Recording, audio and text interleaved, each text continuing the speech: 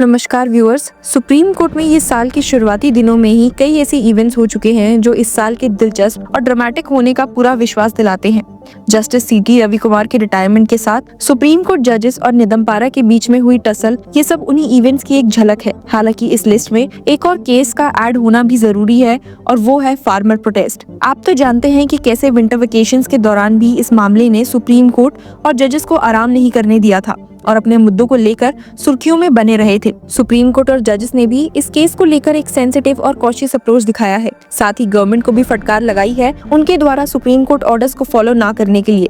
इस continuous hearing के चलते 6 जनवरी यानी कि सोमवार को सुप्रीम कोर्ट में एक और महत्वपूर्ण हियरिंग हुई, जो एक तरफ से बहुत ही संवेदनशील मुद्दों को छू रही थी और दूसरी तरफ से एक नई उम्मीद का संदेश भी दे रही थी। मुद्दा था पंजाब हरियाणा बॉर्डर पर चल रहे किसानों के प्रोटेस्ट और बीकेयू सिद्धूपुर के लीडर जगजीत सिंह धालीवाल के डिटेरियोरेटिंग हेल्थ का। ये केस न सिर्फ कानूनी बल्कि मानवीय नजरिए से भी काफी ज्यादा सिग्निफिकेंट है। हियरिंग के दौरान पंजाब की तरफ से सीनियर एडवोकेट कपिल सिब्बल ने बताया कि उन्होंने किसानों को सुप्रीम कोर्ट द्वारा बनाई गई हाई पावर्ड कमेटी के चेयरपर्सन जस्टिस रिटायर्ड नवाब सिंह से मिलने के लिए राजी कर लिया है। सिब्बल ने कहा, somehow we have been able to persuade the protesting people to meet Justice Nawab Singh at 3 PM today. We are hopeful that there would be a breakthrough. Court ने इस डेवलपमेंट पर अपनी आशा व्यक्त करते हुए कहा that we pray and hope better sense prevails. ये सुनवाई एक बड़े मुद्दे के आगे बढ़ने की तरफ एक छोटे पर जरूरी कदम को दिखाती है। हियरिंग के पीछे एक संवेदनशील पहलू जगजीत सिंह धालीवाल के डिटेरियोरेटिंग हेल्थ का था। नवंबर 26 से धालीवाल फास्ट अनटू डेथ पर हैं, जिसमें उनकी मांग मिनिमम सपोर्ट प्राइस यानी कि एमएसपी को स्टैट्यूटरी गारंटी दिलाना और किसानों के अन्य मुद्दों को समाधान दिलाना है। वो कैंसर के पेशेंट हैं और अब उनका हेल्थ स्टेटस इतना खराब हो गया है कि वो पानी लेना भी बंद कर चुके हैं। पिछली हियरिंग में सुप्रीम कोर्ट ने पंजाब सरकार को ऑर्डर दिया था कि धालीवाल को या तो मेकशिफ्ट हॉस्पिटल जो प्रोटेस्ट साइट से 700 मीटर दूर सेटअप किया गया था या किसी अच्छे हॉस्पिटल में शिफ्ट किया जाए, लेकिन फार्मर्स के रेजिस्टेंस के कारण ये ऑर्डर अब तक इम्प्लीमेंट नहीं हो सका। कोर्ट ने ये भी क्लैरिफाई किया था कि उनका ऑर्डर धालीवाल का फास्ट तोड़ने के लिए नहीं है बल्कि उनकी हेल्थ की मॉनिटरिंग के लिए है। पंजाब सरकार ने एक कंप्लायंस रिपोर्ट फाइल करते हुए कहा था कि फार्मर्स के रेजिस्टेंस के कारण फिजिकल जॉस्टलिंग और कोलेटरल डैमेज का खतरा है। इसी वजह से अब तक ऑन साइट मेडिकल असिस्टेंस दी जा रही है। 31 दिसंबर को कोर्ट को बताया गया कि नेगोशिएटर्स को प्रोटेस्ट साइट पर भेजा गया था और फार्मर्स का कहना है कि अगर सेंटर इंटरवीन करे तो धालीवाल मेडिकल एड लेने के लिए तैयार हैं। पर सवाल ये उठता है कि क्यों सेंटर धालीवाल या फार्मर से मिलना नहीं चाहती और इस मुद्दे को अवॉइड कर रही है। Union agriculture minister Shivraj Singh Chouhan से जब ये पूछा गया कि क्या वो बॉर्डर पर प्रोटेस्ट कर रहे किसानों को टॉक्स के लिए इनवाइट करेंगे, तो उन्होंने कहा, अभी तो सुप्रीम कोर्ट देख रहा है, सुप्रीम कोर्ट के जो निर्देश होंगे उनका पालन किया जाएगा। क्रिटिक्स का मानना है कि चौहान का कॉशियस अप्रोच दिखाता है कि मोदी लेड एनडीए गवर्नमेंट 3.0 का फार्मर प्रोटेस्ट हैंडल करने का अप्रोच बदल गया है। पहले मोदी गवर्नमेंट 2.0 में उन्होंने एक्टिवली एजुटेटिंग फार्मर्स के साथ टॉक्स किए थे, लेकिन अब लगता है कि वो इस इशू से दूर रह रहे हैं। आपको याद होगा कि 2020-21 के प्रोटेस्ट के दौरान जब फार्मर्स सेंट्रल फार्म लॉज के खिलाफ प्रोटेस्ट कर रहे थे, 3 यूनियन मिनिस्टर्स नरेंद्र सिंह तोमर, पीयूष गोयल और सोम प्रकाश ने 11 राउंड्स ऑफ टॉक्स किए थे।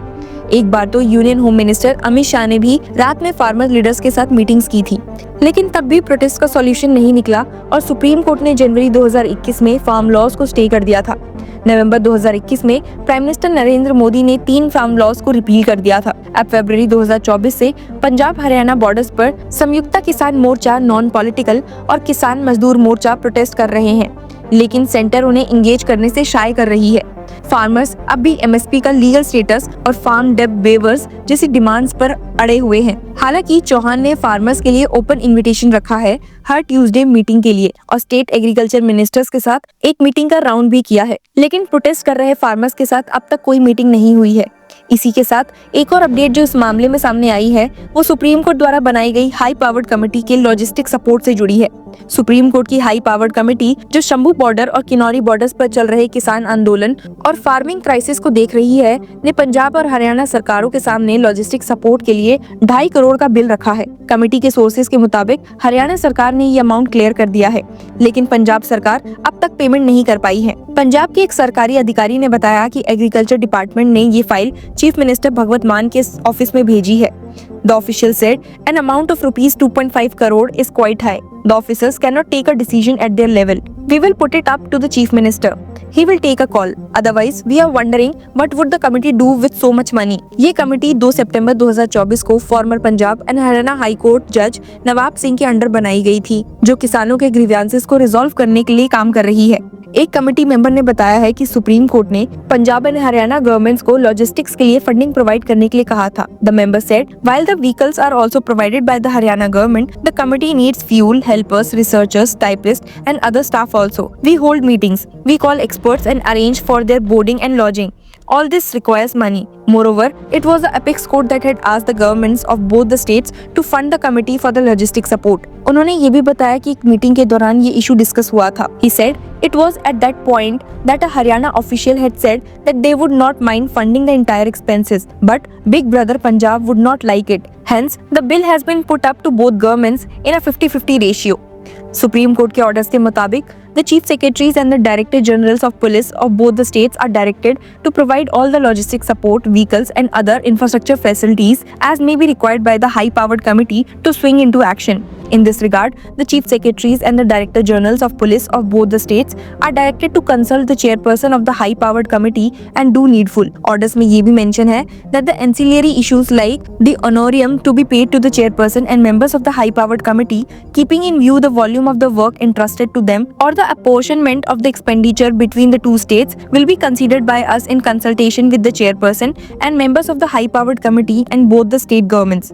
कमेटी के एक सोर्स ने बताया है कि उन्होंने अक्टूबर के एंड में पंजाब गवर्नमेंट को एक लेटर भेजा था जिसमें डिस्कस किया गया था कि लॉजिस्टिक कॉस्ट दोनों राज्यों की सरकारें मिलकर शेयर करेंगी। 2 महीने बीत गए हैं लेकिन पंजाब गवर्नमेंट ने अब तक कुछ पेमेंट नहीं किया है। सोर्सेज के मुताबिक उन्होंने एक लेटर चीफ सेक्रेटरीज को भी भेजा है जिसमें 5 करोड़ की डिमांड की गई थी दोनों स्टेट को शेयर करने के लिए। The source said they have not sought any clarification from us on the issue, we had just mentioned the amount and there was no breakup given. Bill के मिलने के बाद पंजाब गवर्नमेंट के एक अधिकारी ने कहा कि 2.5 करोड़ काफी ज्यादा अमाउंट है। He said, had it been in lakhs, we would have cleared it by now. However, it is a huge money.